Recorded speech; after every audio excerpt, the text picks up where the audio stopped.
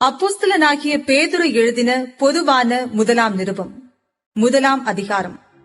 இயேசு கிறிஸ்துவின் அப்போஸ்தலனாகிய பேதுரு பொந்து, கலாத்தியா, கப்பத்தோக்கியா, ஆசியா, பித்தினியா தேசங்களிலே சிதறி இருக்கிறவர்களில் பிதாவாகிய தேவனுடைய முன்னறிவின்படியே ஆவியானவரின் பரிசுத்தமாக்குதலினாலே கீழ்ப்படிதலுக்கும் இயேசு கிறிஸ்துவினுடைய இரத்தம் தெளிக்கப்படுதலுக்கும் தெரிந்து கொள்ளப்பட்ட பரதேசிகளுக்கு எழுதுகிறதாவது, கிருபையும் சமாதானமும் உங்களுக்கு பெருக கடவது. நம்முடைய கர்த்தராகிய இயேசு கிறிஸ்துவின் பிதாவாகிய தேவனுக்கு ஸ்தோத்திரம் உண்டாவதாக. அவர் இயேசு கிறிஸ்து மரித்தோரிலிருந்து எழுந்ததினாலே அழியாததும் மாசற்றதும் வாடாததுமாகிய சுதந்திரத்திற்கேதுவாக ஜீவனுள்ள நம்பிக்கை உண்டாகும்படி தமது மிகுந்த இரக்கத்தின்படியே நம்மை மறுபடியும் ஜெனிப்பித்தார். கடைசி காலத்திலே வெளிப்பட ஆயத்தமாக்கப்பட்டிருக்கிற ரட்சிப்புக்கு ஏதுவாக விசுவாசத்தை கொண்டு தேவனுடைய பலத்தினாலே காக்கப்பட்டிருக்கிற உங்களுக்கு அந்த சுதந்திரம் பரலோகத்தில் வைக்கப்பட்டிருக்கிறது. இதிலே நீங்கள் மிகவும் சந்தோஷப்படுகிறீர்கள். என்றாலும் துன்பப்பட வேண்டியது அவசியமானதால் இப்பொழுது கொஞ்ச காலம் பலவிதமான சோதனைகளினாலே துக்கப்படுகிறீர்கள். அழிந்து போகிற பொன் அக்கினியினாலே சோதிக்கப்படும். அதை பார்க்கிலும் அதிக விலையேற பெற்றதாயிருக்கிற உங்கள் விசுவாசம் சோதிக்கப்பட்டு இயேசு கிறிஸ்து வெளிப்படும் போது உங்களுக்கு புகழ்ச்சியும் கனமும் மகிமையும் உண்டாக காணப்படும். அவரை நீங்கள் காணாமலிருந்தும் அவரிடத்தில் அன்பு கூறுகிறீர்கள்.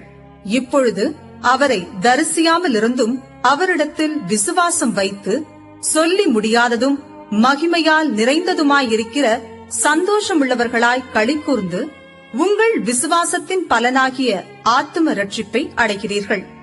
உங்களுக்கு உண்டான கிருபையை குறித்து தீர்க்க தரிசனம் சொன்ன தீர்க்கதரிசிகள் இந்த ரட்சிப்பை குறித்து கருத்தாய் ஆராய்ந்து பரிசோதனை பண்ணினார்கள்.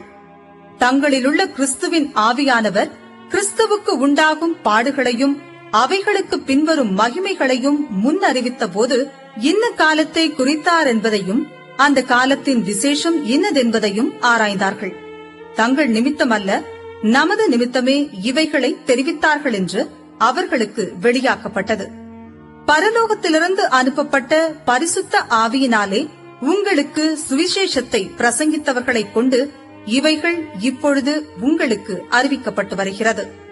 இவைகளை உற்று பார்க்க தேவதூதரும் ஆசையாயிருக்கிறார்கள்.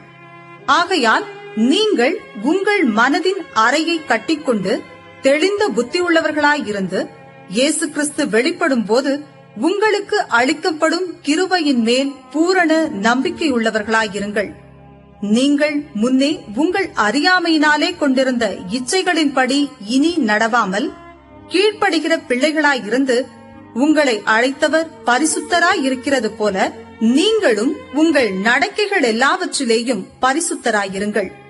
நான் பரிசுத்தர், ஆகையால் நீங்களும் பரிசுத்தராயிருங்கள் என்று எழுதியிருக்கிறதே. அன்றியும் பட்சபாதம் இல்லாமல் அவனவனுடைய கிரியைகளின்படி நியாயம் தீர்க்கிறவரை நீங்கள் பிதாவாக தொழுது கொண்டு வருகிறபடியால் இங்கே பரதேசிகளாய் சஞ்சரிக்கும் அளவும் பயத்துடனே நடந்து கொள்ளுங்கள்.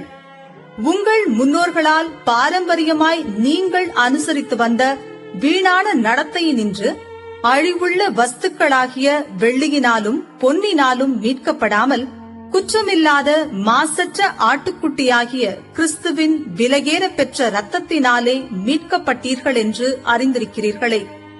அவர் உலக தோற்றத்திற்கு முன்னே குறிக்கப்பட்டவராயிருந்து தமது மூலமாய் தேவன் மேல் விசுவாசமாயிருக்கிற உங்களுக்காக இந்த கடைசி காலங்களில் வெளிப்பட்டார். உங்கள் விசுவாசமும் நம்பிக்கையும் தேவன் மேல் இருக்கும்படி அவரை மரித்தோரிலிருந்து எழுப்பி அவருக்கு மகிமையை கொடுத்தார். ஆகையால் நீங்கள் மாயமற்ற சகோதர சிநேகமுள்ளவர்களாகும்படி ஆவியினாலே சத்தியத்திற்கு கீழ்ப்படிந்து உங்கள் ஆத்துமாக்களை சுத்தமாக்கிக் கொண்டவர்களாயிருக்கிறபடியால் சுத்த இருதயத்தோடே ஒருவரிலொருவர் ஊக்கமாய் அன்பு கூறுங்கள். அழிவுள்ள வித்தினாலே அல்ல, என்றென்றைக்கும் நிற்கிறதும் ஜீவனுள்ளதுமான தேவ வசனமாகிய அழிவில்லாத வித்தினாலே மறுபடியும் ஜெனிப்பிக்கப்பட்டிருக்கிறீர்களே.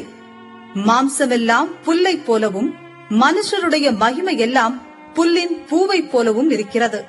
புல் உலர்ந்தது, அதன் பூவும் உதிர்ந்தது. கர்த்தருடைய வசனமோ என்றென்றைக்கும் நிலைத்திருக்கும். உங்களுக்கு சுவிசேஷமாய் அறிவிக்கப்பட்டு வருகிற வசனம் இதுவே.